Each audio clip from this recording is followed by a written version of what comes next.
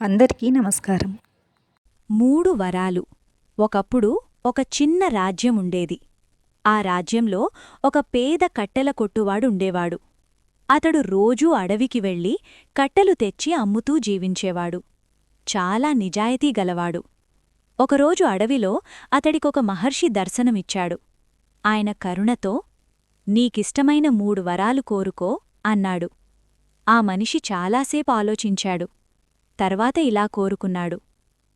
తాను చెప్పిన మాట నిజం కావాలి, తన ఇంటికి వచ్చినవాడు సంతోషంగా వెళ్ళాలి, తాను చేసిన తప్పు వెంటనే తెలుసుకునే బుద్ధి కావాలి. మహర్షి చిరునవ్వుతో వరాలిచ్చి వెళ్ళిపోయాడు. ఆ రోజునుంచి ఆ మనిషి జీవితం మారింది.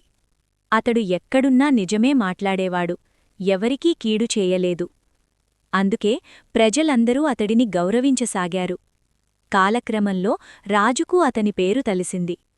రాజు అతణ్ణి పిలిపించి తన దగ్గర ఉంచుకున్నాడు. పేద కట్టెల కొట్టువాడు తన మంచితనంతోనే గొప్పవాడయ్యాడు. నీతి: ధనం కంటే గుణమే నిజమైన వరం.